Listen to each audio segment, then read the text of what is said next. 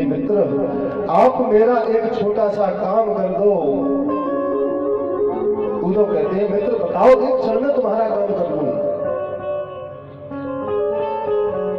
उद्धव ब्रज जइयो लइयो चौहान गेंद, और मैया सो कहियो हम ऋणिया तुम्हारी। उस ब्रज में चले जाओ, जाकर के मेरी छोटी एक गेंद रखी है वह लेकर के आना, और मेरी माँ से कह देना कि तेरा जो उपकार है मैं पूरे जीवन भी तुम्हारी सेवा करता तभी उस उपकार को नहीं चुका सकता था। भगवान के नेत्रों में अश्रु है। उद्धव जी कहते हैं मैं चला तो जाऊं कन्हैया, लेकिन वो अज्ञानी लोग मेरी भाषा को समझेंगे क्या? मैं अपनी वेदांतमयी भाषा में उनको जब अपनी बात रखूंगा तो वो ग्वालियर गवार अनपढ़ कैसे मेरी भाषा को समझेंगे? कन्हैया कहता है कि नहीं नहीं मित्र, एक बार आप चले जाओ। रथ तैयार किया है उन्होंने,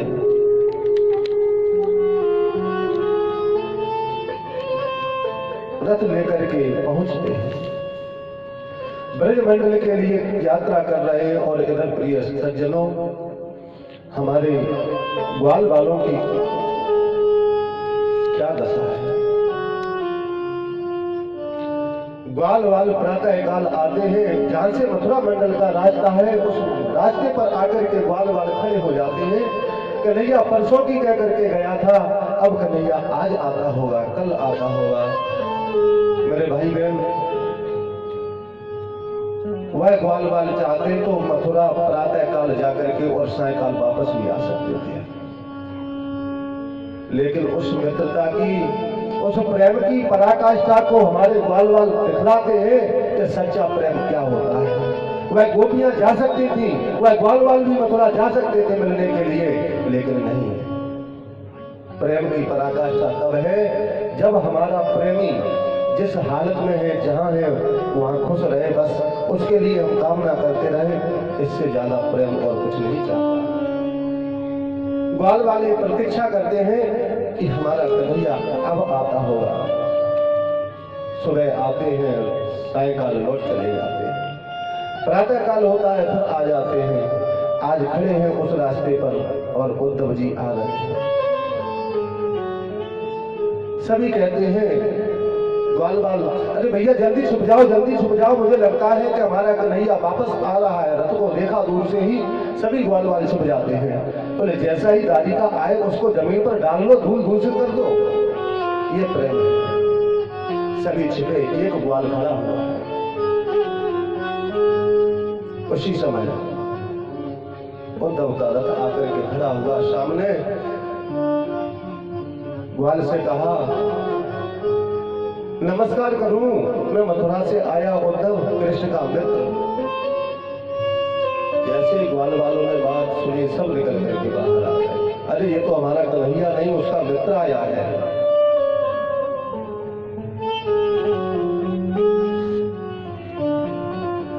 उन्होंने कहा कि हमको नंद जी के महल तक जाना है, यशोदा माँ से मिलना है। ग्वाल वालों ने कहा पूछने की जरूरत नहीं है। बोले क्यों?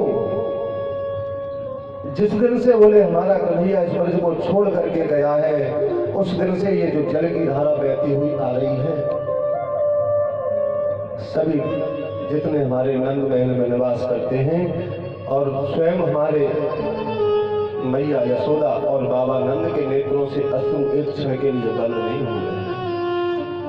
उनके नेत्रों से ही जो अश्रुपात होता है वही जल यहाँ प्रभावित होता हुआ चला आ रहा है।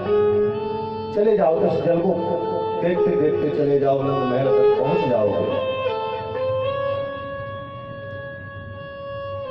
आज हमारे उद्धव जी का ज्ञान खंडन हो गया। ओहो, मैं तो समझता था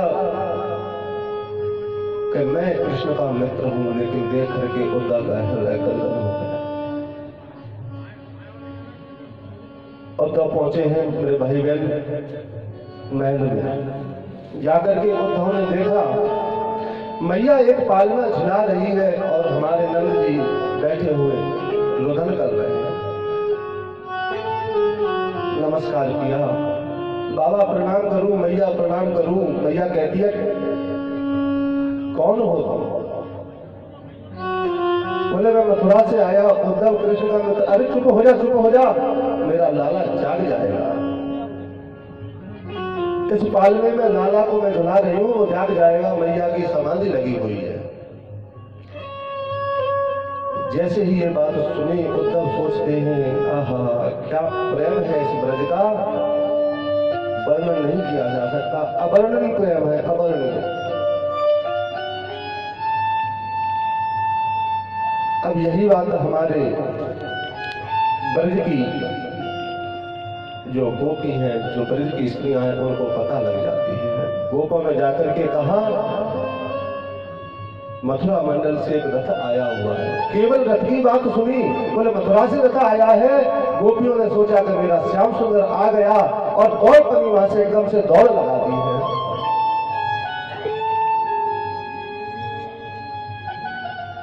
धाई ब्रजनार सब रथ की अवाई सुने, लाज की न लाज ने लाज व्यवहार की।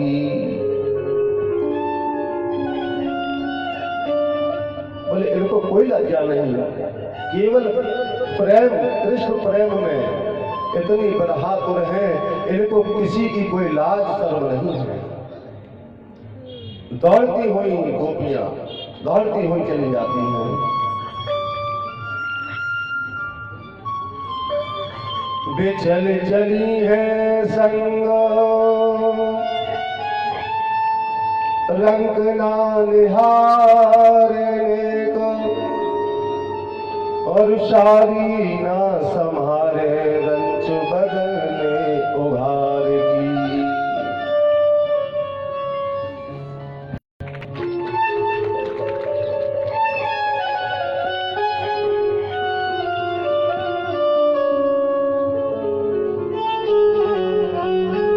दौड़ती हुई चली जा रही है, सारी व्यक्ति चली जा रही है, लेकिन इनको कोई लोक लाज नहीं है।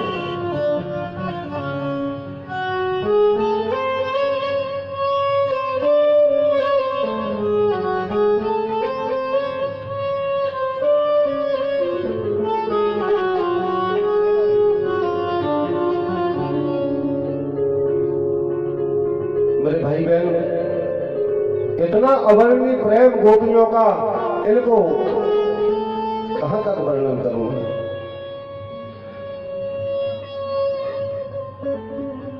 बोले पति को छोड़ दिया, पुत्र को छोड़ दिया, सबको छोड़ा है। ओ पति की न प्रीत जिन्हें प्रीत है न बालहू की, और धाम की न प्रीत प्रीत नंद के कुम्हार की। बोले ना पति की चिंता है, न बालकों की चिंता है, न मुझे लोक मिलेगा, न परलोक मिलेगा, न स्वर्ग मिलेगा, न नरक मिलेगा, कोई चिंता नहीं की गोपियों ने। गोपियां दौड़ती हैं, आकर के देखा रथ खड़ा हुआ है। बोले कन्हैया आया होगा, और देखती है कि यहाँ कन्हैया नहीं, यहाँ तो उद्धव आए हैं। बाबरी सी ठारी भई कृष्ण ना बिलो के जब, और छाती पीट रो में बहे लोचन अश्रुधार सी।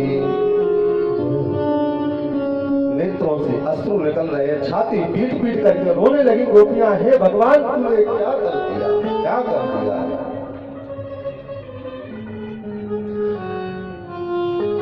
सभी गोपियां कहे रहे, गोपियों से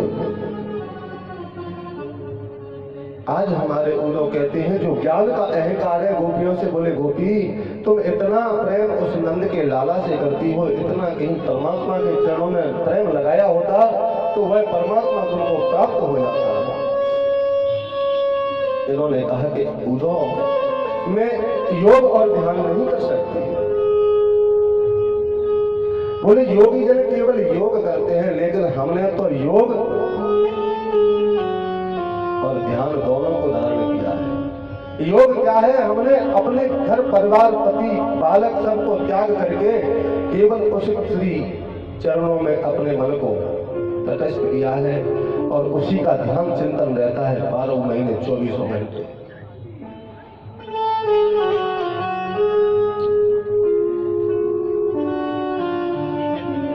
योगी धरे ध्यान हम ध्यान धीरे दो धरे। हे उदो, हम तो ध्यान और धीर दोनों को धारण करते हैं। और योगी त्यागे भव हम त्यागे भव भेष है। योगी करे नेम हम नेम व्रत दो करे। और योगी ज्ञानवान हम ज्ञान गुण लेख है। हे उद्धव, योगी केवल अपना भव त्याग के, हमने तो भव भी त्याग दिया और बोले नेम व्रत दोनों को धारण किया हुआ है। हे उद्धव, तुम भी सब कुछ त्याग करके ज्ञान और योग बोले तुम भी हमारी तरह हो जाओ। उद्धव योग त्याग करे तुम हूँ वियोगी बनो। सब ही भांति योगी से वियोगी विशेष है। हे उद्धव, योग में क्या रखा है? तुम भी वियोगी बन जाओ। और तो और क्या कहूं, तुम कहते हो कि योग करो, हमारे इस ब्रज में सिवाय श्याम के दूसरी कोई बात नहीं। जो कुछ भी है हमारा कन्हैया है। वो श्याम हमारे मन से नहीं निकलता है। श्याम तन श्याम मन श्याम ही हमारो धन। और उद्धव आठो याम हमें श्याम से ही काम है। श्याम ही श्याम पिया और श्याम बिन नाही जिया। आंधरे की लाकड़ी आधार गुण श्याम ही। हमारे इस ब्रज में कुल जितने भी लोग हैं सबके तन मन में श्याम समाया हुआ है। यहाँ व्रत गुणों का भी जो लाकड़ी है, जो सहारा है, वह हमारा कन्हैया है। सारा ज्ञान पूरा का टूटा है। कन्हैया से कहा था कि हम 7 घंटे में उस ब्रज से लौट करके आएंगे और उन ब्रजवासियों को मैं अपने ज्ञानमयी भाषा में जब उपदेश करूंगा तो बोले क्या वो हमारी भाषा को समझेंगे? आज 7 दिन नहीं मेरे भाई बहन, पूरे 7 महीने निकल जाते हैं। उद्धव इस ब्रज में रुके हुए हैं। सभी गोपियों से कहा मुझे उनसे भी मिलवा दो जिनके लिए यहाँ भेजा है। जैसे उनसे मिलवाने की बात कही, गोपियां रो पड़ी। गोपियां समझ जाती हैं कि हमारे श्याम ने अपनी प्रियाजू के लिए कुछ कहा है। कहा कि मैं उन प्रियाजू से मिलना चाहता हूँ, राधा रानी से मिलना चाहता हूँ। प्रिय सज्जनों, भागवत में राधा रानी का नाम नहीं आया क्योंकि सुखदेव के गुरु हैं और गुरु का नाम सुखदेव के मुख पर आता तो 6 महीने की समाधि लग जाती। इसीलिए अपने गुरु का नाम इन्होंने भागवत में नहीं लिखा। कन्हैया का संदेश लेकर के उद्धव कहते हैं कि मुझको उनका भी दर्शन कर रहा हूं। लेकर के गोपियां जाती हैं। बड़ी अनोखी छटा है। एक वृक्ष से हमारी किशोरी अपने मस्तक को टेक करके बैठी हुई है। पूरा शरीर क्रस है, जर्जर है।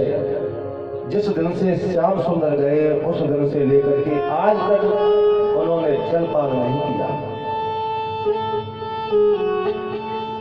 स्नान ध्यान नहीं किया, किसी से बात नहीं की। बस जब से कन्हैया इस ब्रज को छोड़ करके गया है, गोपियां कहती हैं कि हे उद्धव, जिस दिन से श्याम इस ब्रज को छोड़ करके गए हैं आज तक हमारी किशोरी जी के नेत्रों से अश्रु बंद नहीं हुए हैं। इस वृक्ष से अपने शरीर को स्पर्श करा के रखा है। उद्धव का सारा ज्ञान टूट गया। बोले धन्य है ये, धन्य है ये, धन्य है ये ब्रज की स्त्रियां, कि मैं तो चरण छूने तक का अधिकारी नहीं और मुझको ये अहंकार था कि मैं ज्ञानी हूं। कहा नहीं जाता, कहा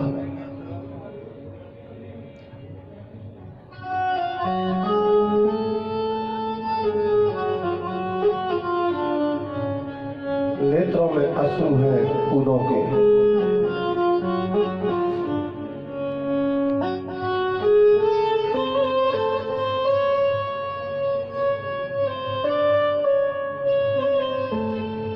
उदो सोचते हैं मैं इन गोपियों के चरणों को छूने का अधिकारी नहीं, मेरे जैसा अहंकारी पुरुष ऐसी त्यागमयी गोपियों के चरणों को कैसे छू सकता है।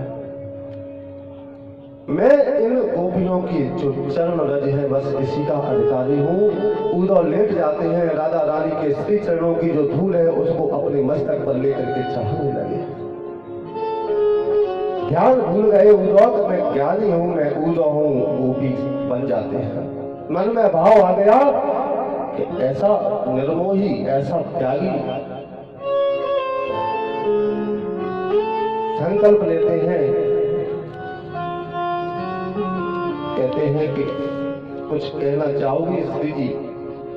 हमारी राधा रानी कहती है कि भैया उद्धव, मैं तो एक ही बात कहूंगी, संसार के जितने भी काले हैं सब के सब धोखेबाज हैं। भागवतकार लिखते हैं मधुपति तब बंधो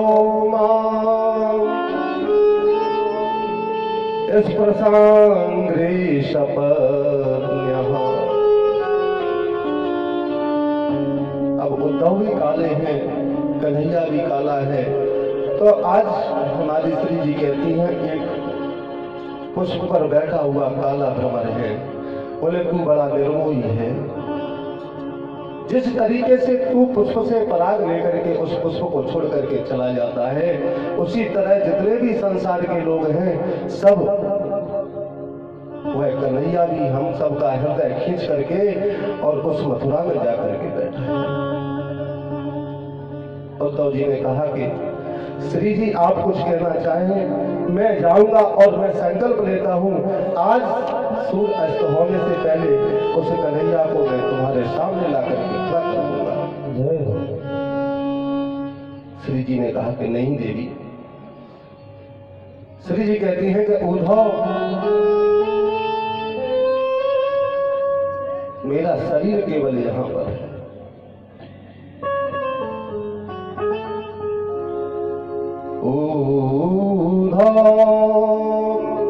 मन ना भये 10-20। हे उद्धव 10-20 मन नहीं है, एक मन है। हमारा शरीर यहाँ पड़ा हुआ है, मन तो उन कन्हैया के श्री चरणों में। एक हतो सो गयो श्याम संग। एक मन था वह भी श्याम के साथ चला गया। बहुत निवेदन किया, बोले कुछ कहना चाहती हो। आज मनमुखी बात कहती हैं हमारी सभी गोपियां। बोले जाकर के उस श्याम से कह देना कि ऐसा कौन सा क्षण है जिस क्षण हमने तुमको याद नहीं किया। हे श्याम, उद्धव से कहती है गोपियां, हे श्याम, बोले हमारे दिल से पूछिए, जिस दिन से तुम गए हुए हो उस दिन से आज तक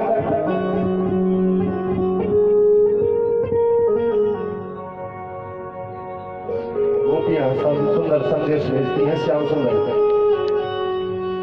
लेखन किया है मन से, मुख से। क्या कहती है? हे श्याम, और श्याम हमारे दिल से पूछो,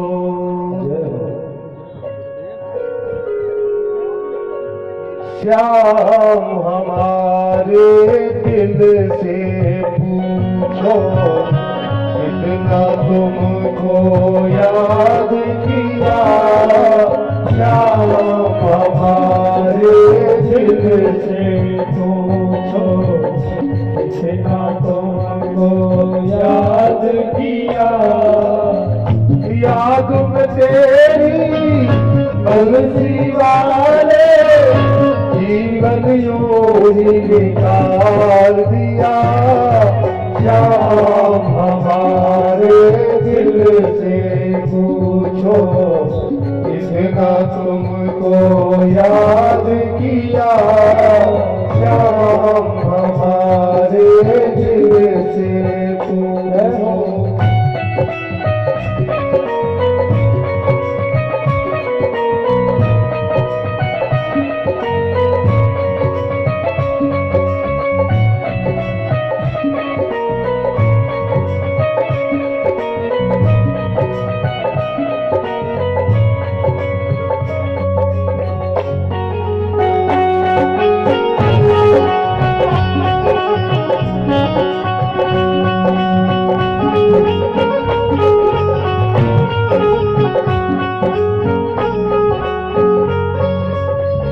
देखी तेरी भोली सूरत हम तो धोखा खाई गए,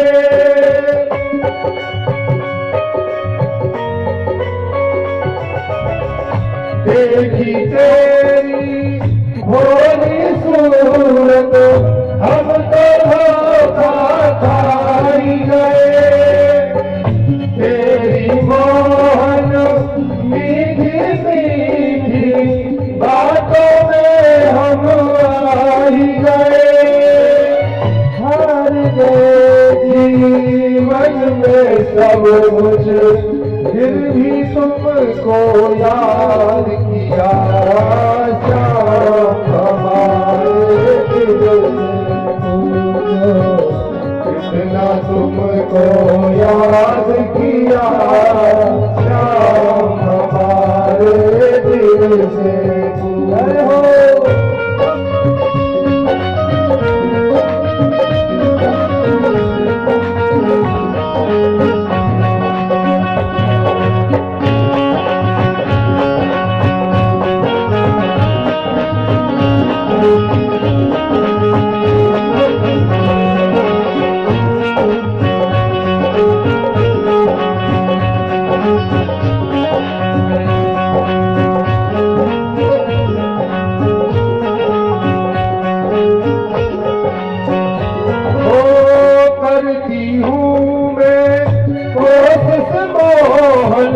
याद कभी ना आओ,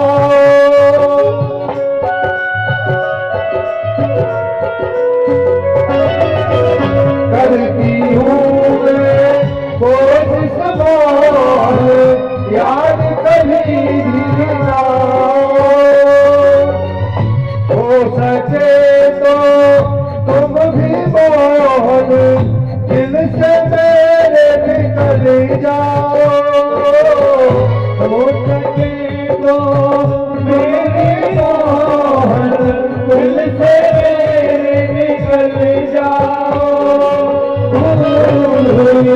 जो दिल में बिठाया इस दिल से लाचार हुई, श्याम हमारे दिल से पूछो, कितना तुमको याद किया, श्याम हमारे दिल से पूछो।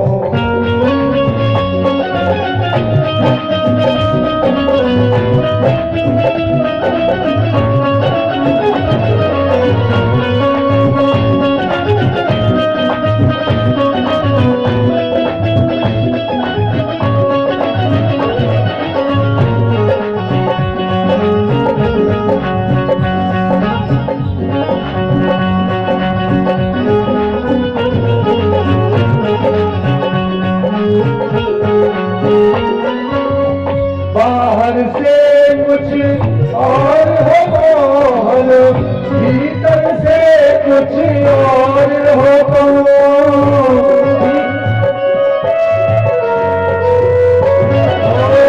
बाहर से कुछ और हो मोहन, भीतर से कुछ और हो तुम। सीखा है बस दिल को चुराना, जाने कैसे चोर हो तुम, जाने कैसे चोर हो तुम, जाने कैसे चोर हो तुम। पछताती हूँ मैं भगवानी, क्यों तेरा तुम्हारा किया हो राम। हमारे दिल से पूछो कितना तुमको याद किया श्याम। हमारे दिल से पूछो कितना तुमको याद किया श्याम। हमारे दिल से पूछो कितना तुमको याद किया श्याम। हमारे दिल से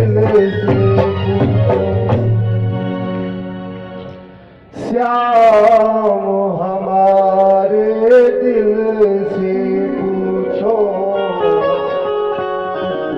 कितना तुमको याद किया श्याम।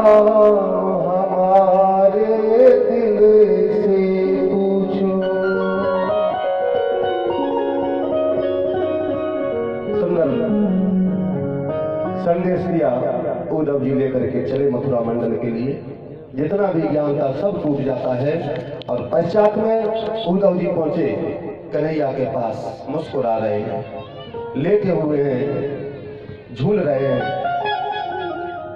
देखा उद्धव जी आए, अरे आइए आइए आइए ज्ञानी जी, आइए ज्ञानी जी। उद्धव कहते हे कन्हैया, जले पर नमक मत छिड़को, अच्छी बात नहीं है।